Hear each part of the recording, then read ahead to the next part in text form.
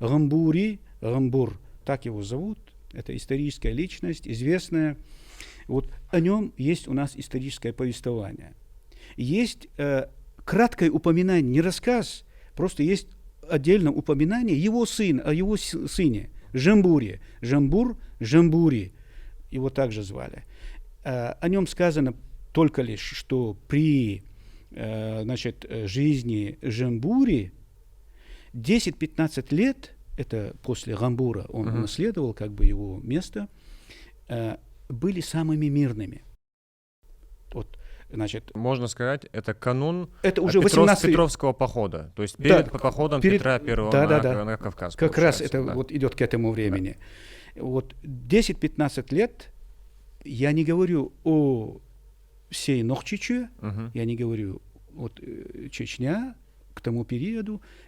Речь идет о стороне Ачхой-Мартановский, вот Сунжинский, вот то, что мы юго-западная сторона, по крайней мере, вот, которая соприкасается вот с кабардинцами более тесно, более активно. Вот в этой зоне, в частности, 10-15 лет были самыми мирными. Но они не могли быть мирными, если бы в целом ситуация не была бы относительно стабильной до Петровского похода, естественно. Вот, значит, и о нем только есть вот такое краткое упоминание.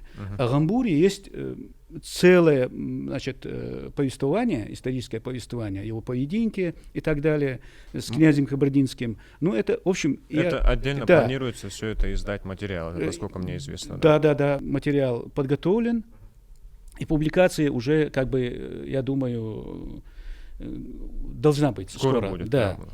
Так что вот к чему я заключу сейчас эту мысль. Вполне возможно, что это тоже имело место в первоначальных текстах. Эти все рассказы, они рядом рассказывались нашими стариками рядом с этими главами рукописи Жахотан Тептера. Но поскольку у него в комментариях только 5 глав прокомментированы, следовательно, к внуку составителя этого Тептера, Дахо, эта рукопись пришла вот только в виде 5 глав. Вот как раз об этом я и говорю, да. И вот мы подошли уже непосредственно к содержанию этой рукописи, и у нас получается вот сейчас,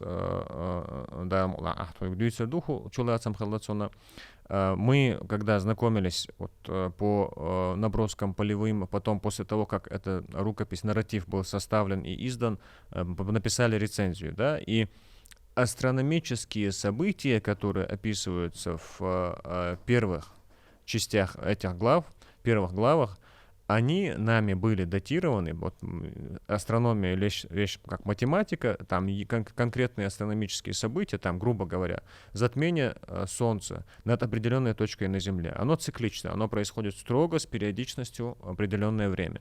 И таким образом мы определили, что то явление, которое описывается в одной из глав, первых глав Жахотан Тептера, оно может быть датировано 774 или 775 годом. Там вот приблизительно вот разночтение идет. И это говорит о том, что... Но получается, что оригинал, первый источник, на который опирался и продолжением которого представил Жахот Джангиев свою рукопись, свой тептер, этот первоисточник, возможно, описывал события второй половины 8 века нашей эры. Иштхолка. Да, конца 8 века. Да, и в этом смысле это говорит об значимости, исторической значимости этого текста, тем более, что мы знаем, что там же в рукописи, в нарративе, составленном тобой мы уже много раз об этом сказали, по свидетельским показаниям и по собранным дополнительным материалам, упоминаются те же мартнахи, которые до сих пор, вот, мы знаем, что разностороннее отношение к Аздину Вазару, поскольку об этой личности мы знаем только из записок Абдулгани Хасана Шишани или Энгано, по-разному называют его. Так вот, здесь этот термин, упомянутый им, конкретно упоминается, причем упоминается конкретная боевая единица, обрядность, которая проводится там при определенных обстоятельствах. И заканчивая эту мысль, коротко, вот по каждой главе, коротко, вот что из себя представляет по своему содержанию, и дальше мы еще несколько вопросов тогда обсудим.